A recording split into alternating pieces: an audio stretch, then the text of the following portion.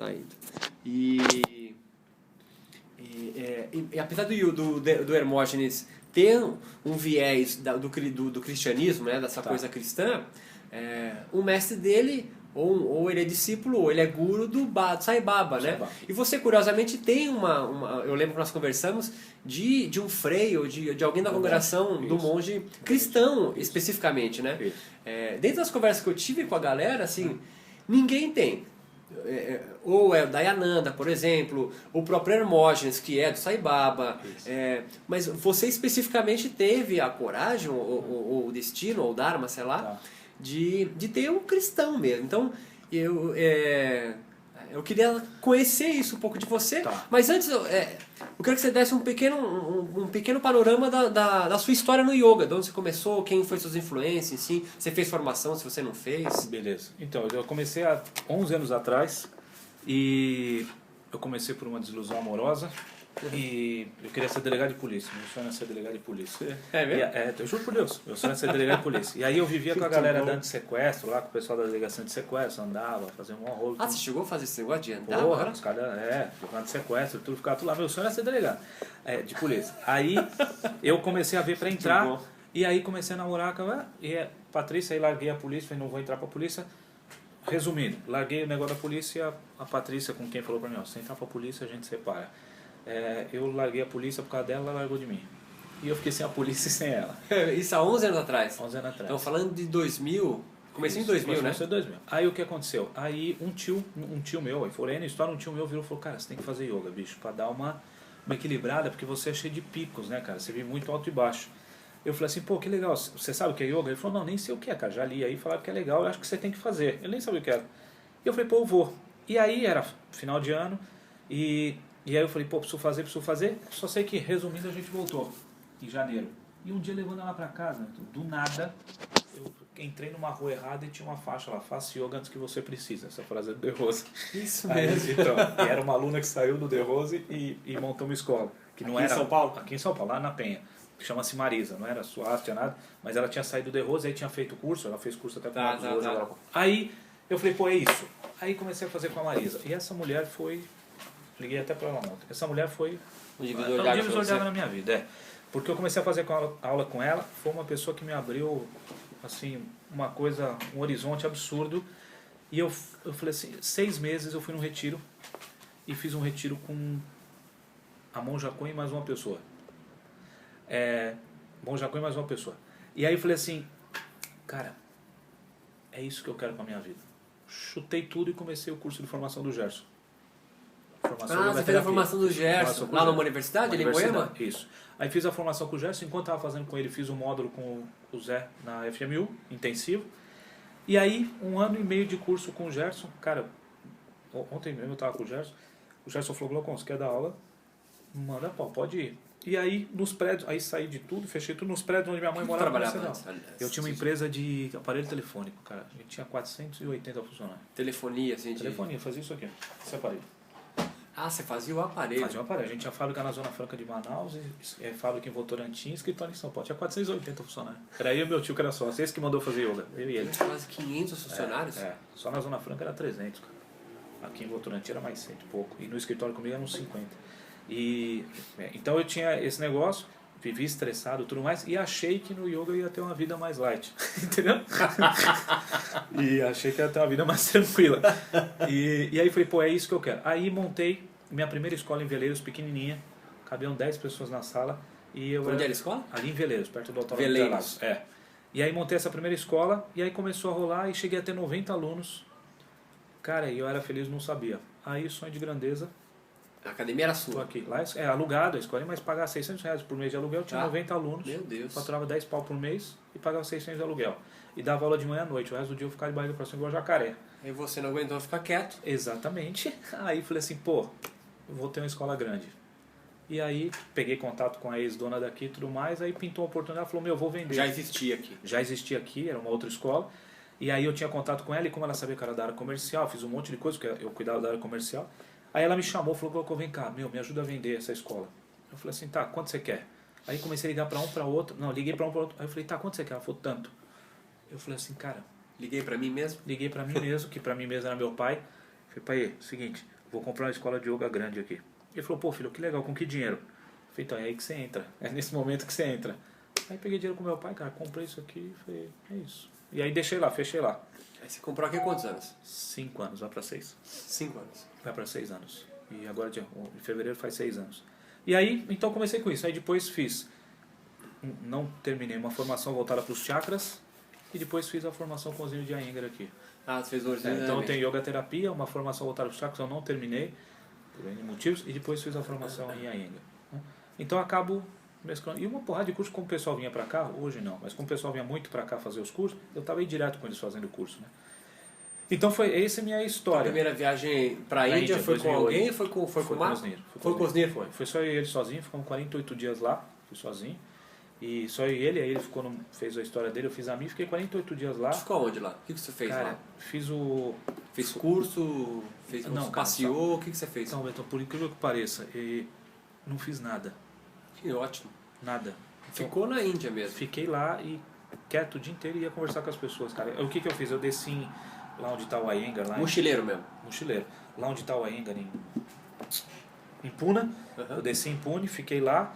Aí fiquei uma semana lá e depois eu fui. Haridwar, essas coisas, Rishikesh. E fiquei 31 dias em Rishikesh. Dos 8 dias, fiquei 31 dias em Rishikesh. Aí lá eu fiz um pouco de aula com a Usha. E só que eu não estava a fim de apanhar. Estava numa fase que eu não estava a fim de apanhar para fazer aula de yoga. Aí eu falei assim, cara, eu fiz 3 aulas com ela. Aí no terceiro dia me deu dor de barriga antes de ir pra aula. Eu falei, cara, isso pra mim não é yoga, eu tô fora. Porque é uma aula muito forte? É, porque ela é ainda muito... É uma Iyengar pesada, então ela dá bronca. Tem um carinha do meu lado, tadinho, tomou um nas costas que... Mas é metáfora ou literal mesmo? Sim, mão fechada. Mão fechada. Porque ele tava... Ela bateu assim, pra ele abrir. Pra ele abrir, né? Entendi. Aí no terceiro dia eu falei, não quero mais. E aí fiquei 31 dias lá assim, bicho. Cara, eu quero ficar aqui, quero sair, conversar com as pessoas, peguei amizade com um monte de gente. E aí teve um divisor de águas que foi quando eu fui visitar Kundiapuri Devi, que é um templo lá no Alto de Rishikesh lá. E aí quando eu cheguei lá em cima, Beto, eu fiquei meia hora lá olhando pro Himalaia lá. Eu falei assim, cara, o que eu tô fazendo na minha vida? Eu falei, tá tudo errado. E aí ali começou, acho que a minha história do yoga. Não tinha comprado ainda aqui, não, né? Tava aqui já. Já tava aqui já? Já tava aqui. Entendeu? O que não deu? O que foi o start que te deu? Então, eu não sei, Beto. Se eu falar pra você que tá tudo errado, o que você fez e mudou então? Então, se eu falar que é consciente assim, eu não sei. A única coisa que eu vi é o seguinte, N coisas que eu já tinha visto aqui que estava tudo errado, porque na hora que eu assumi aqui, eu comecei a ter contato com os bambamãs do yoga. Eu falei, cara, não é isso que eu quero pra minha vida, entendeu? Não é isso que eu...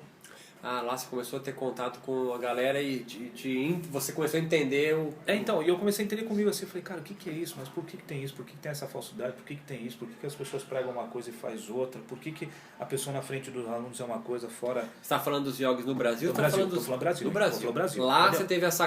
Lá pensou... foi isso que eu tive, que eu não sei o que é. E eu comecei a pensar, por que o cara sai na capa da prana, faz isso, aquilo, e lá comigo ele faz isso, mas quando chega aluno ele muda...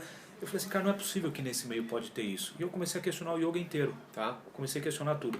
E aí eu falei assim, pra mim tá tudo errado. E aí passei 3 dias chorando, voltei, falei assim, vou vender o Shivalaya, eu não quero mais isso, vou voltar a ter minha empresa e vou tocar minha vida. Eu lembro que você chegou a comentar isso pra mim. E aí não consegui. E aí foi quando o Ser Humano Sem Fronteira começou a andar, e aí naquele assunto cheguei no Dom Alexandre, no meu diretor espiritual. E aí, depois você faz suas perguntas. Aí que a coisa começou a caminhar. Eu não tenho nada assim. Roteiro, não tem um roteiro, tem uma coisa que eu quero pontuar, mas não tem Então, eu vou falar que qualquer coisa você corta. Claro. Aí o que acontece? Quando eu voltei, eu falei assim, cara, tá tudo errado. Eu falei assim, não é possível que o yoga é só isso. Entendeu? Eu falei, não é possível que o yoga é simplesmente ir lá, fazer postura e sair de lá e você não ser capaz de cumprimentar o Romildo que fica. Que ano que nós estamos falando então? 2008. 2008. Eu falei assim, não é possível, o yoga não pode ser só isso. E porque quando eu comecei a fazer aula com a Marisa, começou a me despertar umas coisas muito legais. E aí quando eu voltei, a primeira coisa que eu fiz foi pular fora. E aí, por causa do Ser Humano Sem Fronteira, eu cheguei no Dom Alexandre e eu lembro até hoje, a primeira coisa que eu cheguei para ele falou, por que você está aqui? Você quer fazer direção espiritual? Para contextualizar só o que você perguntou do Dom Alexandre, sempre tive uma aversão a Jesus assim... Queria ver o demônio com a camisa do Corinthians, mas não queria... Aquela coisa do cristianismo. Queima mulheres, cruzadas, não sei o quê. Não queria nada disso. E aí, um pouco antes de ir para a Índia, eu achei que ia morrer.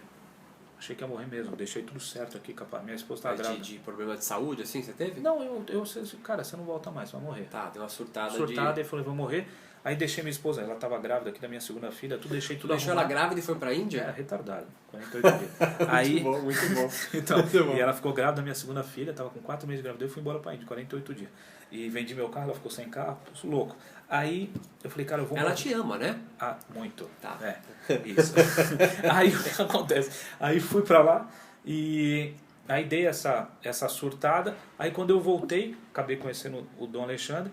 E aí, por causa disso que eu tive uma sensação de vou morrer, eu comecei a... Cara, Jesus, fui bicho, tem alguma coisa. Aí o cara vai me chamar lá, o avião tá alto, eu vou pro saco agora. E só avisei um cara que é o João Gonçalves. Não sei se... Contador de histórias, é o que trabalha com as histórias, é isso? Não, é o João Gonçalves que é do Sânscrito, que hoje tem um espaço de Sânscrito. Ah, tá. Então, é Contador de histórias também, acho que é João Soares. João Soares. Então o outro João fez, João, vou morrer, cara. Aí ele falou assim, bicho, eu falei, ó, se eu morrer, você ergue uma estátua aí, porque eu sabia que ia morrer. Eu sou um cara que sabia... Antes de ir pra Índia. Antes de ir pra Índia. 2 dias antes de embarcar. E aí eu acho que eu morri lá em Kundiapuri mesmo, cara. Ali alguma coisa morreu e eu voltei outra pessoa. E aí eu resolvi largar tudo. Quando eu conheci o Dom Alexandre, a primeira coisa que ele falou pra mim, pra fazer o link... Você viu decidido a vender aqui, largar, voltar pra telefonia. Voltei, parei da aula, parei tudo, vou vender. E comecei a correr atrás pra vender. E aí, nesse meio tempo eu conheci o Dom Alexandre... Conheceu como? Como que você... Então, porque eu voltei com aquela questão assim, eu preciso montar o Ser Humano Sem Fronteira. Por quê, Beto? Já que você fez o negócio das religiões, você é um cara muito mais... sabe muito mais disso pra falar. O que eu tinha quando eu voltei da Índia? Eu falei assim, cara, não é possível que a pessoa encontre um caminho espiritual, um caminho religioso e aquilo não torne ela melhor. Não é possível. A finalidade de qualquer caminho espiritual para mim é tornar a pessoa melhor, senão não tem sentido. E eu falei assim, eu quero montar um espaço físico, montei em Moema um espaço físico chamado Ser Humano Sem Fronteira, que era para quê? Segunda ia ter meditação budista, terça meditação cristã, quarta cabala, quinta sufi, sexta não sei o quê. Voltou já com essa pegada eclética. O que eu queria? Não é fazer uma mistureba, era o seguinte... Então, você tem alguma linha espiritual? Não. Faz o seguinte, cara. O que você curte? Ah, meditação. Quer fazer uma meditação? Precisa ver o que você acha. Gostei, vou fazer outra. Não precisa, velho. Vai por aí. Isso aí tá te fazendo bem? Vai te fazer legal? Tá te levando a um caminho bacana? Segue tua Teve essa ideia lá na Índia. Lá na Índia. E aí voltei pra cá e falei, é isso que eu vou fazer. Montei um espaço físico. Sem nenhum mestre, sem nenhum guru, nada sozinho ali. Com com a Índia, né? Com a mãe Índia. Com as coisas na minha cabeça. Aí quando eu voltei, eu fui atrás da meditação cristã. Que eu achei no Facebook, na internet. Ah, pra entrar nessa história. Tá. E aí cheguei, a mulher do Rio de Janeiro, a Ana, falou, Glauco, eu vou te passar por responsável em São Paulo. E é o Dom Alexandre. E aí eu fui no Mosteiro São Bento, cara, e foi meio assim, porque eu já... O São Bento é aqui. Aqui. E aí eu fui lá pro Mosteiro São Bento e quando chegou, aí ele me recebeu, monge e tudo. Marcou hora, tudo aquela coisa assim? Tudo aquela hora, marquei hora, tudo aí me recebeu, 44 anos ele tem. E puta, super novo, a nossa idade, pô. Super novo, novão pra caramba. E aí ele me recebeu lá, e aí começamos a bater papo, ele contou, eu falei, pô, tem um espaço, expliquei a história, ele falou, legal, vamos lá. E aí eu fui andar com ele no claustro lá, e ele virou pra mim e falou assim, eu falei, pô, o que o monge faz? Ele falou, uma das coisas é dar direção espiritual. Isso não saiu da minha cabeça, Vitor. Eu falei, cara, direção espiritual. Saí de lá, falei, pô, cara, mas vou pegar a direção espiritual com um cara que é cristão, que é completamente a versão de tudo que eu tinha, mas agora que eu acabei de voltar da Índia, me deu umas coisas meio erradas. Aí mandei uma mensagem pra ele, falei, cara, queria fazer direção espiritual com você, pode? Ele falou, claro, ele falou, vem cá, e fui. Primeiro dia, Beto, eu cheguei assim, primeiro dia, ele falou pra mim assim, você quer fazer direção espiritual? Eu falei, quero. Isso foi há 4 anos e meio atrás. Eu falei, quero. Ele falou assim, por que você quer fazer direção espiritual? Aí ele falou assim, eu falei assim, porque eu quero ser uma pessoa melhor. Aí ele começou a rir, cara, isso aí não precisa nem sair na tela. Ele começou a rir e falou assim pra mim, legal, você quer ser melhor? Eu falei, quero. Aí ele falou assim, você só vai ser melhor o dia que você for no caminho contrário. E eu estou te falando tudo isso para fazer o link com o yoga que eu prego hoje, que eu acredito hoje. Eu falei assim, cara, o que esse monte está falando? Que eu só vou ser melhor o dia que eu for pior? Eu falei, não é possível, né? Eu falei, não é possível. E aí eu comecei minha história com ele. E um dos pontos que eu levantei foi isso. Estou vendendo minha escola de yoga, não quero mais, quero sumir. Ele falou, por quê? Eu falei, porque eu não acredito que não é possível que uma pessoa vai lá, fica fazendo asana e sai de lá ignorante, é estúpido. Eu falei, cara, esse mercado é pior do que o meu de telefonia. Eu falei assim, eu não concordo com isso. E aí ficam todas as pessoas embaixo endeusando, porque a pessoa sai na prana, faz uma outra postura, e eu não concordo e eu não quero compartilhar disso. Ele virou para mim e falou assim, então por que você não faz a tua história? Faz o que você acredita. E aí eu comecei a fuçar e estudar. E uma das coisas que hoje, que é o curso de formação, é com base nisso, que eu hoje, dentro da minha cabeça, isso seria a história, que o yoga para mim hoje tem 3 formas. Método, estado e filosofia de vida. E isso me deu uma explicação assim para falar, legal, fulano pratica yoga que é método só. talvez esse cara nunca experimentou o estado de yoga. Tá. Entendeu? O estado de consciência. De consciência, exatamente, que é o que você, aí é a tua história, aquilo que você Aham. fala. Então, e tem o estado de yoga. E esse estado de yoga, que a gente chama de estado de yoga, leva uma filosofia. Entendeu? Então eu acredito nisso hoje. Então isso me deu um certo noto assim, pô cara, essa pessoa pratica yoga? Pratica, na minha visão, é método só. Ela faz a Iyengar 5 vezes por semana, mas talvez nunca experimentou. E tem gente que vem e faz uma aula de método e experimenta o estado de yoga. Aham. E isso vai mudar a vida da pessoa. Então eu comecei e o curso de formação nasceu disso. Hoje o curso de formação, o primeiro módulo do curso de formação é isso: yoga, método, estado e filosofia de vida. Um pode levar ao outro, ou não. E aí é o que eu falo, o yoga que eu chamo de yoga como estado, cara, meu pai é kardecista. Meu pai vai segunda-feira no centro, senta no banquinho ali, ele atinge isso, velho, entendeu? Eu chamo de estado de yoga, mas para ele não é.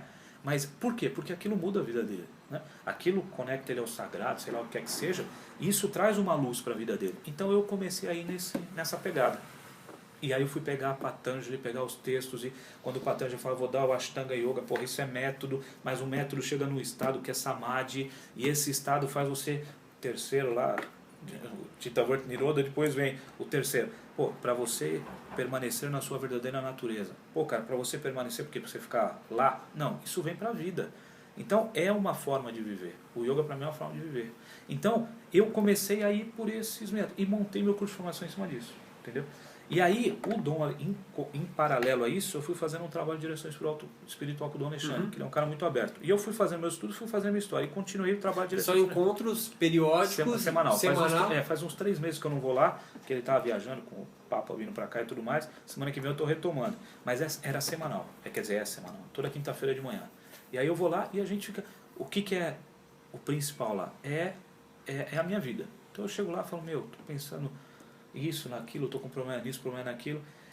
E aí nessa direção espiritual, que eu fiquei lá fazendo com ele tem uma coisa que me agrada muito, que é o seguinte, cara, eu comecei estudando pelo budismo. Uma coisa que me agrada demais são, não vou falar deuses não, são pessoas que eu posso olhar e sei que fizeram a diferença e que eu sou igual a elas, entendeu? Ou seja, aquilo ali para mim é possível, entendeu? Por exemplo, diferente do que um Ganesha, um Shiva, um negócio assim, isso para mim, isso eu não consigo fazer sentido na minha cabeça. Agora eu pego um Siddhartha Gautama, pô, esse cara existiu, tava lá.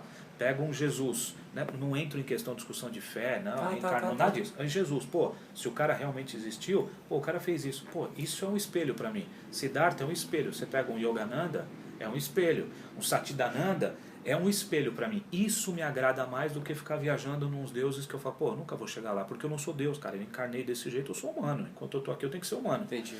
Então, eu comecei, e aí o que eu cheguei à conclusão com a direção espiritual lá? Primeiro, depois que eu fui para lá, hoje eu não discuto mais, primeiro, religião, e segundo pô, existe reencarnação, não existe reencarnação. Hoje eu estou na pegada de Siddhartha Gautama. Cara, o que eu preciso resolver é essa vida aqui, bicho. A próxima, eu não sei. E eu cheguei a uma conclusão com as direções espirituais e com umas coisas que aconteceram, que é o seguinte: eu tenho 2 caminhos.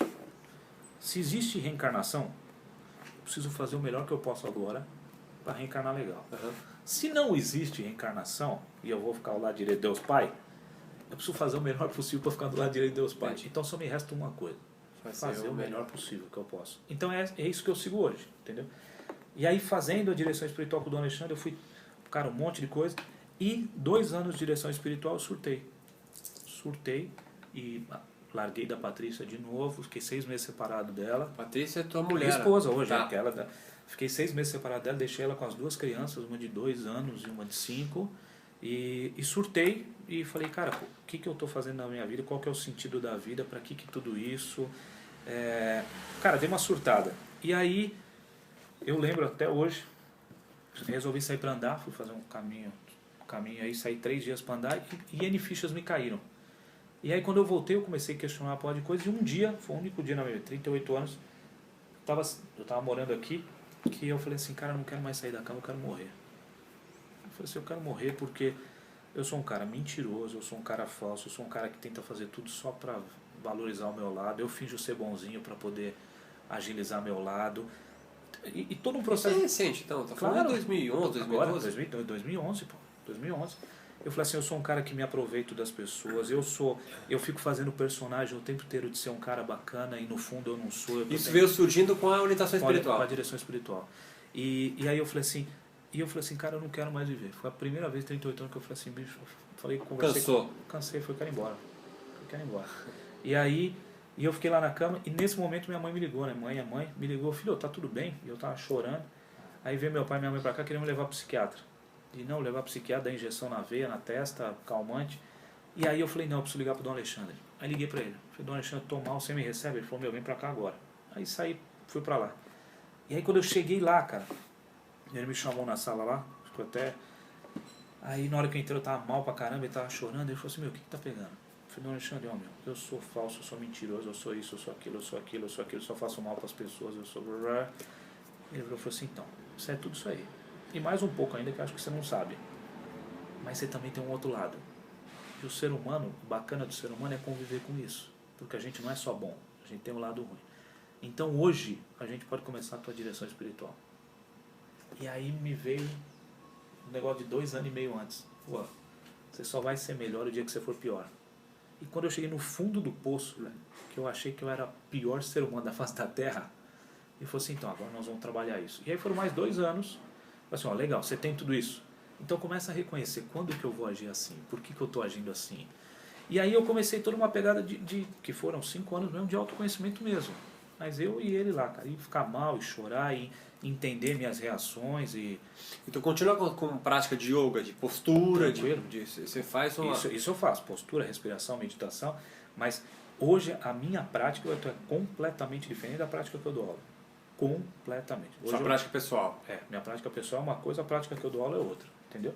Acredito no que eu dou aula, claro, porque eu já pratiquei muito, mas a minha prática hoje é, cara, fazer 3, 4 posturas, 5 posturas, tô legal, respiro, medito, fico quietinho, entendeu? Coisa que antes não, antes eu levantava às 5 horas da manhã, ia fazer 1 hora de prática, não deu, passou só 55 minutos, preciso fazer mais 5, e o pranayama tal, e não deu 17 minutos do pranayama e nem 14 respirações ao Hoje contrário. você valoriza mais o que do seu método? O estado. O estado. Entendeu? Hoje é o meu estado. Então, hoje o que eu valorizo é isso. E o Ser Humano Sem Fronteiras, que eu montei, pra mim, é a materialização do que o yoga me trouxe. Também. E qual que é o obstáculo para você manter-se no estado? Levando a sua mesma Qual que é imagem. o obstáculo? Quais são os obstáculos? O que te impede de se manter no estado? De me manter lá? É. Pô, Beto, não sei responder. O que me impede de se manter o tempo todo? Porque você se fala manter assim, mesmo. que o lance é o estado, né? Estado Então, é o estado e o que é mais importante para mim? O lance é, esse estado traz uma paz, uma tranquilidade, um contato com o sagrado, o que é que seja. O que eu valorizo, o estado é legal, mas o que eu valorizo mais é o desdobramento disso. Tá. O que isso me ajuda a viver? O que isso muda no meu relacionamento com o Beto? O que isso muda no relacionamento com a minha esposa e com as minhas filhas?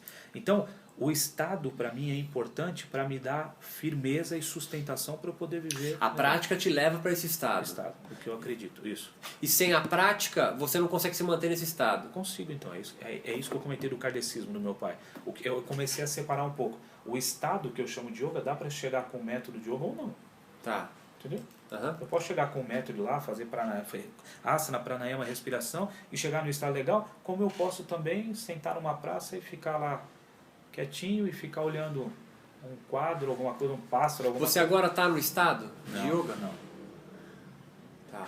Você acha que os vrits é um obstáculo para manter no estado de yoga? Com certeza, isso. E esse estresse, a correria, essa agitação que a gente está falando, isso é um obstáculo. Então, o que eu faço? Quando eu estou muito na agitação, muito corrido, cara, dá uma parada, dá uma respirada. Nem sempre faço prática, asana. Mas sabe, dá uma parada, dá uma respirada, vai até o banheiro, respiro, fico 5 minutos lá.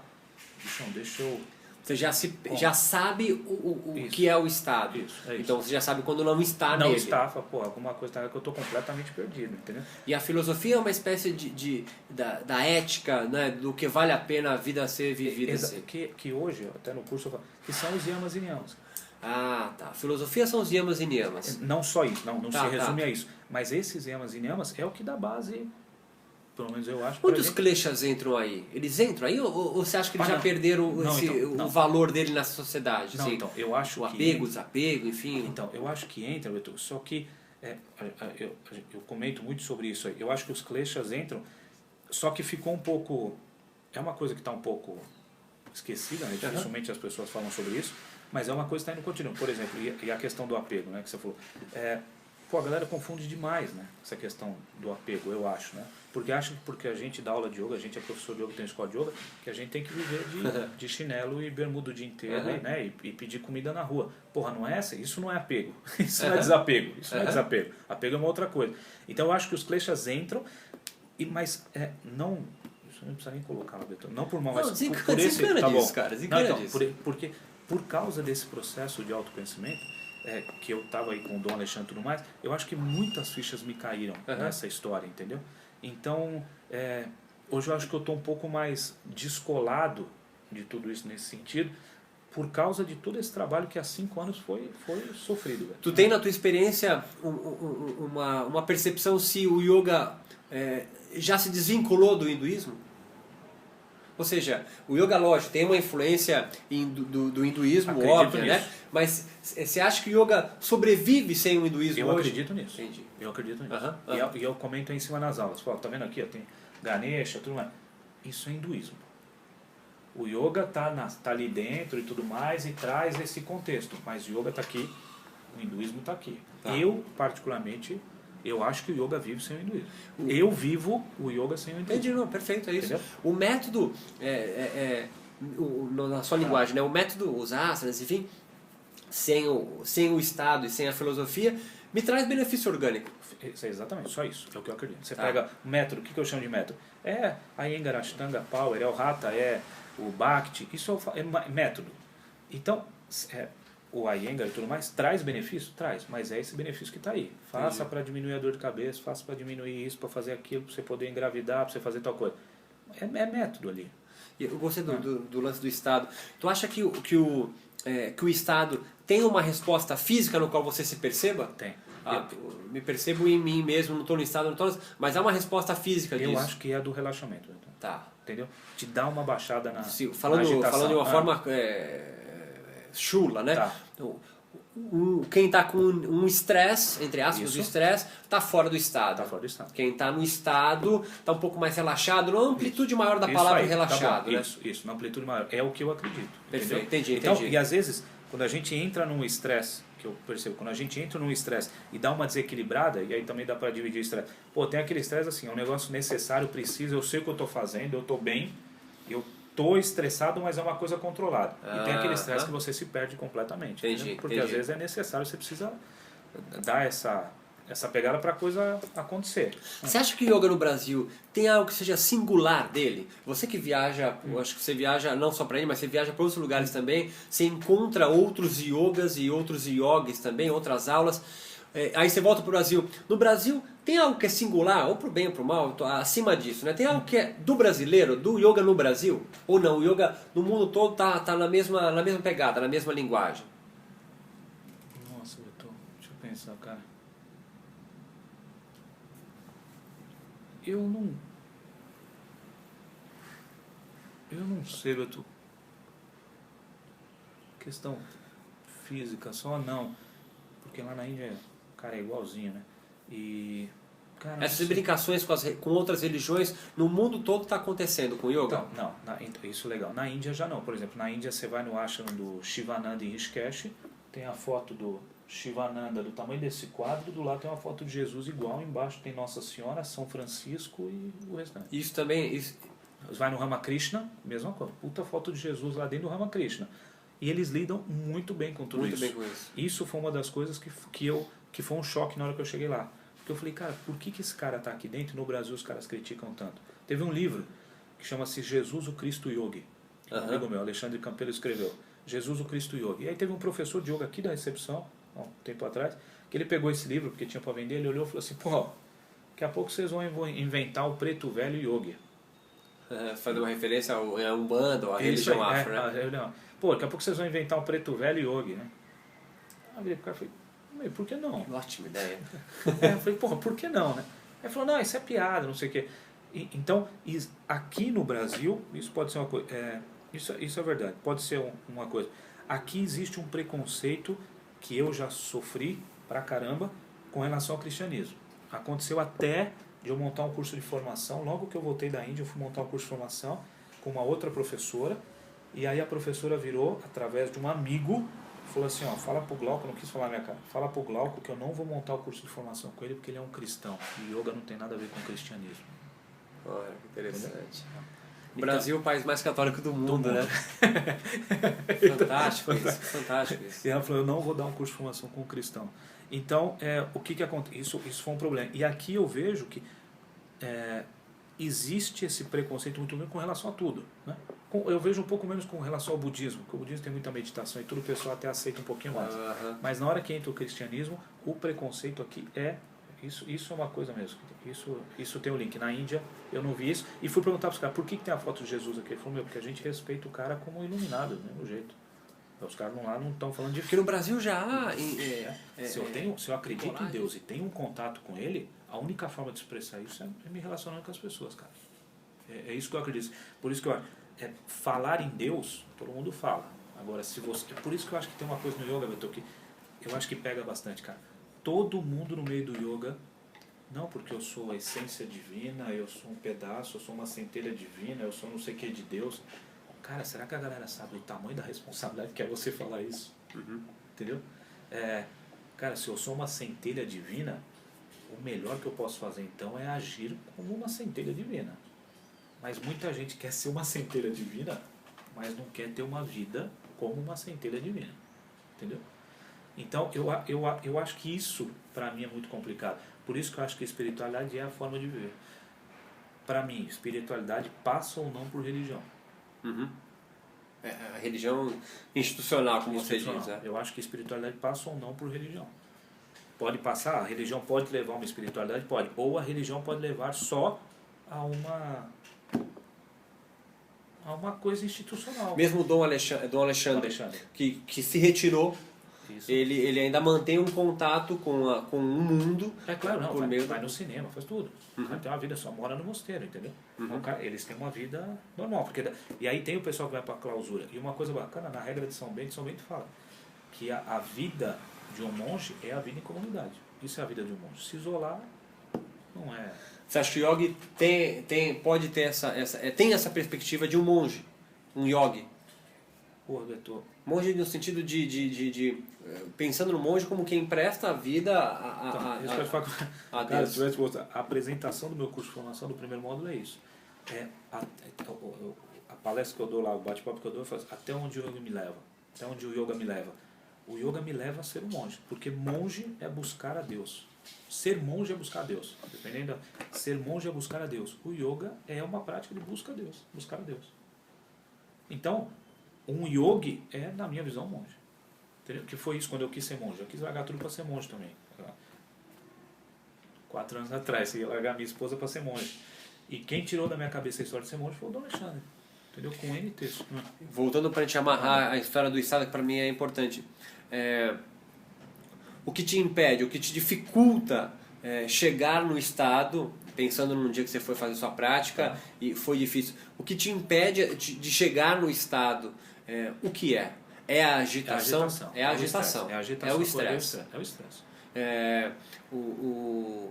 E aí que o método pode funcionar, porque daí você faz a asana, você faz a respiração, isso te dá uma baixada no estresse e aí é mais fácil você chegar no método. E quais são os valores do yoga hoje? Assim, o que permeia um yogi? Você falou que é conduta de vida diária, mas concretiza um pouco mais para mim, se possível. Claro. Quais são os valores de um yogi? A ética dele de vida, quais são? É a mesma para qualquer outro monge, qualquer outra religião, ou não há algo específico de um yogi? O que faz você perceber que por você tá no caminho do yoga mesmo? O que alinhava a sua vida de valor e de ética, assim, para manter a sua vida como um de yogi? Então, eu acho que é a questão de...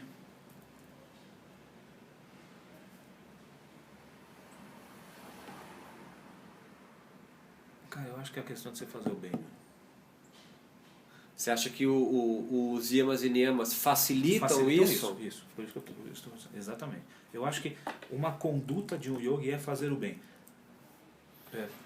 Não estou falando de vegetarianismo ou não vegetarianismo. Isso é uma consequência, mas eu acho que uma conduta de um praticante de yoga aí é o cristianismo. Amar ao próximo como a ti mesmo. Namastê. A interpretação, Deus quer em mim ou Deus quer em você. Cara, eu tenho que amar você igual eu me amo, cara. E seguir, que é a mesma coisa que o cristianismo. Por isso que eu não vejo muito choque. O que me dificulta de amar o outro? Os meus preconceitos, o meu autoconhecimento. A ignorância? Minha falta de autoconhecimento. Tu acha que o apego, o desapego, o medo da morte, o orgulho, a ignorância são ainda fatores? São. Muito, né? Porque isso tudo envolve a minha ignorância, o meu preconceito, a questão de que o outro está tentando tomar meu lugar, inveja. E não fazer o bem faz eu ser estressado? Não, Milton, não. Então Não eu fazer posso o praticar... bem torna uma pessoa estressada? É. Não, eu acho que pode tornar a pessoa vazia. Não estressada. Mas eu acho que pode em algum momento faltar alguma coisa na vida dela. Eu estou falando fazer o bem, não é só... Cara, fazer o bem pode ser pro cachorro, pro vizinho, para quem quer que seja. Mas eu acho que em algum momento pode faltar alguma coisa. Mas não que a pessoa vai ser estressada. Porque tem muita gente que vive bem pra caramba, nunca não é capaz de estender a mão para ninguém, né? Mas eu acho que em algum momento falta alguma coisa. E aí, tem um ditado aí de um padre do deserto que ele fala exatamente, tem um pedaço do coração do homem que só Deus preenche. E eu acredito nisso, entendeu? Entendi. Então, e aí você pega um ateu, então tira a palavra Deus, mas alguma coisa preenche o coração. Então eu acredito nisso. Então acho que a pessoa não precisa fazer o bem, ela pode ter uma vida tranquila, numa boa, mas em algum momento falta alguma coisa. Entendeu? E aí acredito também na lei do karma, é uma coisa que isso eu acredito muito. E você colheu, você vai plantar, entendeu? Então, acho que é por aí, Milton. Mais alguma coisa que você queira Não, cara. compartilhar? Não, imagina. Não, Milton, só isso aí. Só isso. Obrigado, Que viu? isso, imagina. E talvez eu vou entrevistar todo mundo, talvez eu precise voltar e falar, criar essa ideia que você jogou, Imagina, quero... tá bom. Tá? Porque Beleza. depois eu tenho que ouvir tudo isso aí. Claro, pô, imagina. Dá pra tirar uma fotinha? Hoje é essa história, Beton. Para alguns faz sentido, para outros não.